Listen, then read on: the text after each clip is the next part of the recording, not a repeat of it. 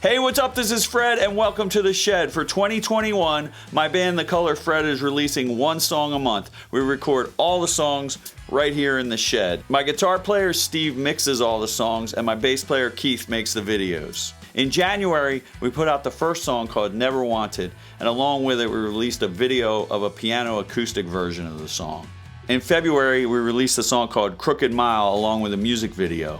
And for March, we just released a song called Everwrite, a song that I co-wrote with one of my biggest inspirations, Evan Dando of The Lemonheads. I actually got a chance to go on tour playing bass for The Lemonheads back in 2012. On that tour, we were playing their album It's a Shame About Ray in its entirety.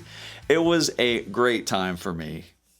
So a few months ago when I was locked up for quarantine, I decided it was finally time to finish the song that Evan and I wrote. I thought it would be really fun to try to emulate the vibe of It's a Shame About Ray with the acoustic guitar, electric guitar combination. I added some B3 organ like on the song Drug Buddy, and I even had my youngest daughter Evie Jane sing some backups to go for like a Juliana Hatfield type of thing. After the song was done, I sent it to Evan and we've been talking. And I never really told him just what a huge Lemonheads fan I was. But this conversation we recorded that I'm about to show you, he let me ask him about all his early albums. I figured that his most famous years like It's a Shame About Ray and Come On Feel were pretty well documented. But I was really interested in finding out more about the early days and finding out how he went from being a high school kid in a punk band called the Lemonheads to being on television and on every magazine cover. So with that, let's roll the interview. Hey, buddy, how are you? I'm not bad. Good to see you. Good to see you. I'm glad you could join me today. My old buddy, I haven't seen you in quite a while now. Yeah, it's been a few years. Yeah, I am doing this because we started to write a song together. It's 10 years ago. Yeah. So what happened? I'll tell you. I brought it to you. I met you at a Terrible Things show. You came to see my band. Yeah, you guys started with Song Remains the Same. Yeah, remember that? Oh yeah. Hell yeah! With the double neck SG. Yeah, I think that's Patrick. He brought me there. Yeah. Yeah, that's crazy that you remember that. Hell yeah! I have a good memory. Yeah. I know. Yeah.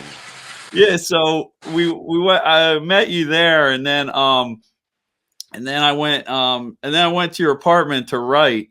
Right. And I had this song, and I just had I was real repetitive on the verse, but you were like, hold on, play a G, play an F sharp minor, play a B minor, play an E, right. Then go back to G.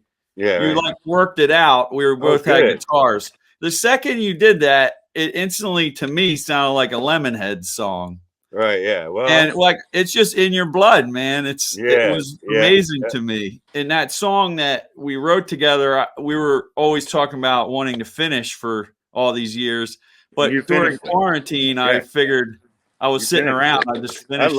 I love it. I like it's a grower too, you know, it's a grower. Yeah. Most of mine are, unfortunately. Yeah. No, that's the best way to be.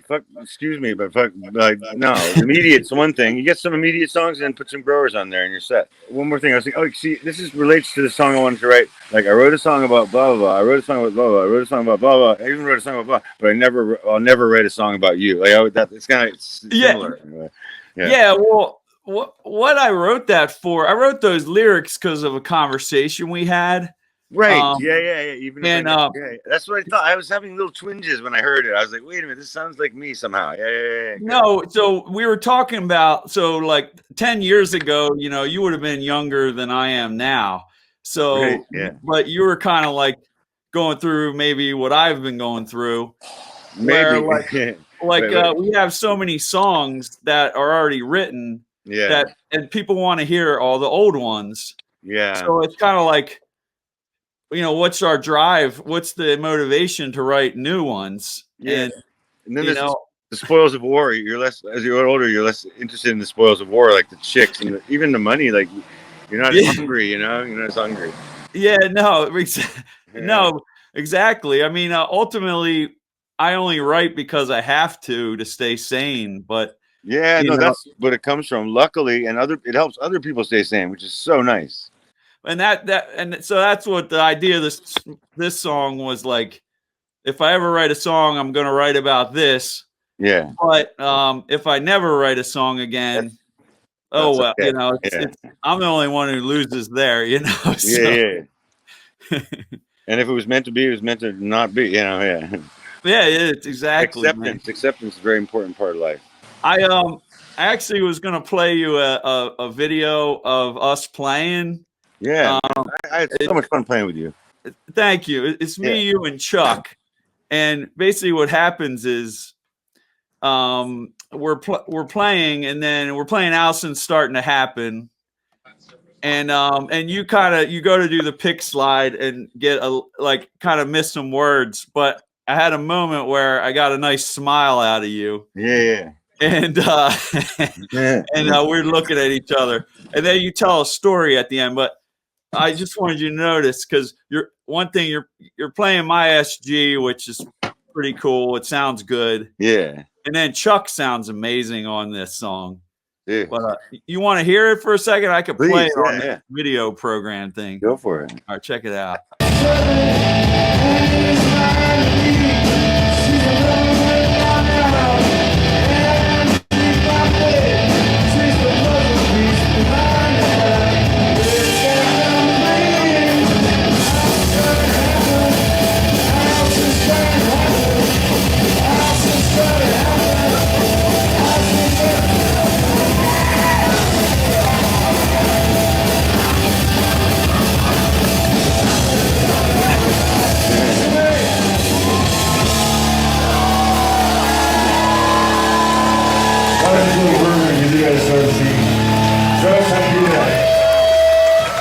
Story about that song. We actually sampled The Graduate before we knew we were going to be covering Mrs. Robinson for The Graduate, and it's on that song. So it's like, bam! It's when, after they go to the strip bar, and she, where's the car? Elaine Robinson, remember that part?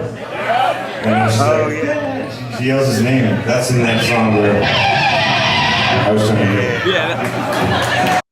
Yeah, man. Yeah, talking about Mrs. Robinson, about the movie, and I guess she yells Ben, right?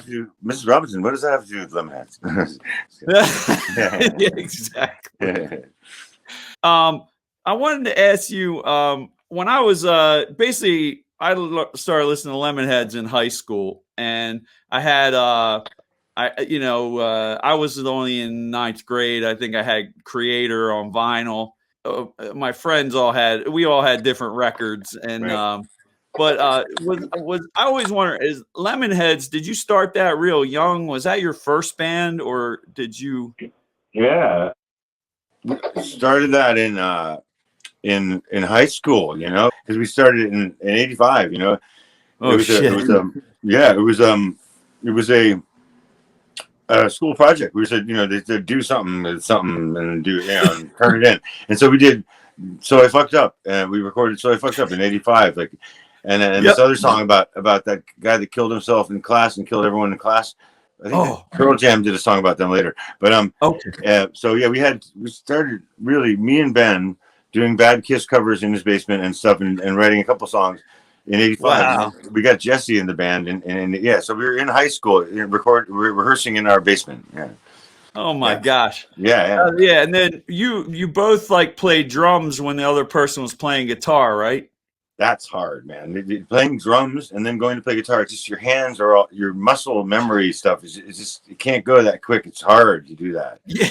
Because so his songs, I'd play drums, and oh shit, I got to go up and play guitar, and he's, we opened for the Ramones like that, and we did some big shows like that. I wanted to ask you that, when you were touring on say Creator, would you be opening for big bands, or did you do DIY? Naked Ray Gun, we had a big 2.5, the Metro, I don't know, 1,000 people, could be 6, 15, I don't know, it was big. Yeah. And then going to Lick, the third album. Was Ben already starting to be on the way out to go to college? He was on the way to go to become this is in the past. And he had a girlfriend, all-consuming girlfriend. He's like, sorry, I can't do this. I can't do this tourism. I've got to do homework and hang out with my girlfriend. That's not going to work. No, you were heading. So going towards somewhere, Yeah, exactly. And like on the live tracks at the end of Creator, like he wasn't there for that, No, I no, that's assume. Europe. That's over in VPRO in Holland. Yeah. And who was talking on the interview, That's by the way? Corey. Everyone, she thought it was me, and so he said, "Let's leave it." Yeah, yeah. That's Corey, the lead guitar player from Bolt La Volta, who joined us on that tour. Yeah, That was amazing. he's funny as heck. Yeah, Yeah, when he was like, we're just mainly derivative and yeah, yeah. We found that Metal Machine music goes with everything. Did you talk about playing 2 records at once on that one? yeah, I Yeah. think There's so. another really good interview in on British TV. It came out. I was over it with my girlfriend Louisa in Berlin, and it came on TV on MTV. Our interview, me and Corey, and we were just lying the whole time, making stuff up, and it was really fun. It's really great. It's really great. Well, I always appreciated it as a kid. Yeah, And you know, when I went on tour with you, I don't know, I just never asked those questions. And then I got home and I was not like, really time or place to do that. Really, no, I wouldn't no, have minded, but a lot of people would have. So you would have been wary, nah, yeah, it's, Yeah. and then so then I was like in high school and I had a bass player who was in college at art school. I was sleeping on his floor after we played a show, and I woke up and he had the cassette for Lovey, which had Cool. just come out. Right. And I put that on, and that was a large jump in songwriting, playing, production. Yeah, man. We got into Fort Apache finally and got some proper, I was starting to write real songs that were like my song, really getting my own voice by then. And yeah, we had a great studio.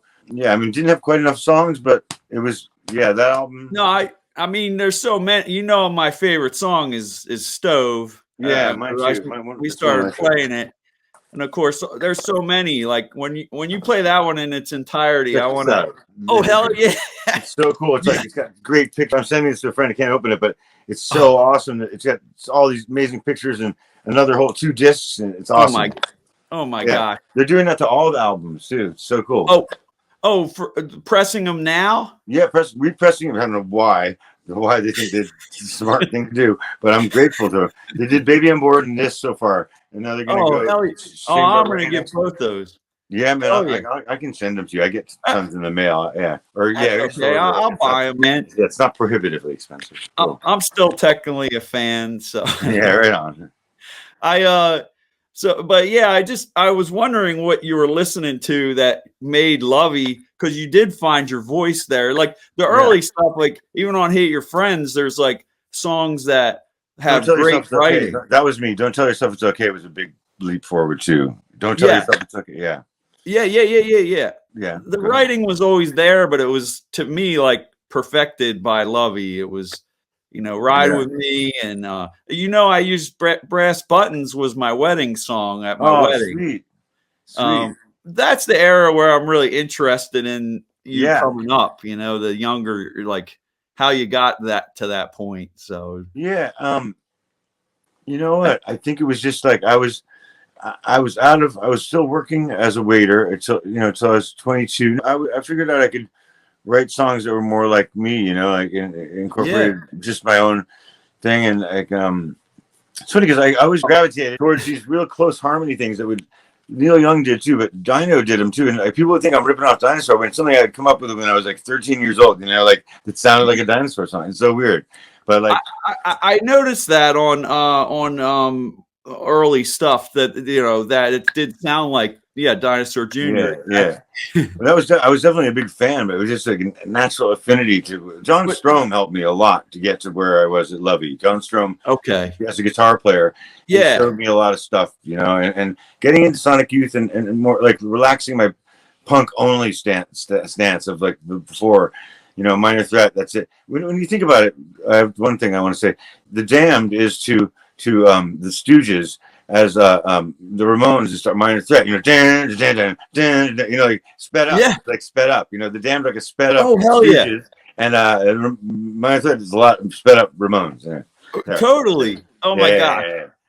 I agree. I was thinking like you were maybe listening to like more like country stuff or something. I was. Oh God, a lot right before that. Oh, more and more country. No, Graham Parsons. That's what did it. My friend John My friend That John makes Bing, sense. he heard Ride With Me, and he was like, oh my God, that sounds like Graham Parsons. I had never heard a Graham Parsons song, so I had a natural affinity for that too, you know, like. Yeah, I It's mean, I've cool. seen you do all those acoustic and Yeah. oh, that's what. Okay, that makes sense. Then now I know what to go listen to. My So, favorite show of that tour we did was down in, was it Cleveland or Columbus or something, down below, and we had this really fun night. Remember? And you yeah, played something. We played "Hate Your Friends," and it was really cool. You played a lot yeah, of my white guitar, and yeah. we did I some was really cool soloing stuff. and instead of playing bass. Yeah, the best version of "No Backbone" was me on acoustic, you with the and no bass. It was awesome. Yeah, that show was great. It was. I remember it exactly. I actually have a picture of Chuck from that night, and Yeah. some people that were there But still afterwards, tell me they about. came up with you. They came up to you, and there was a little. I There was a played little, some guitar for some people. Yeah, there was some fans. Your fans were there. And, yeah, I loved that. That was so cool. Yeah, that's funny you remember that because those people actually mentioned that to me recently. Yeah, I remember that really well. Well, maybe we get to do another tour sometime. I really hope so. You'd be the perfect. Yeah, that's great. Evan, thank you so much for coming on my show. It means the world, and it's so good to see you after all this time. Great to see you too. And yeah, hello out there, everybody. Yeah, well, yeah. Don't be a stranger. Come back often, and if you want to hang out, Yeah. come Let's on talk again. right after this. Yeah. All right. Thanks for watching, guys, and thank you, Evan Dando, for taking the time to hang out with me. I'm sure you knew I was a fan all along. Please go listen to the brand new song Everwrite by The Color Fred on all your streaming platforms and add it to your playlists. The videos for our other new songs are right here on the YouTube channel, and I will see you guys on the next one. If I ever write a song again, but if I never write a song again,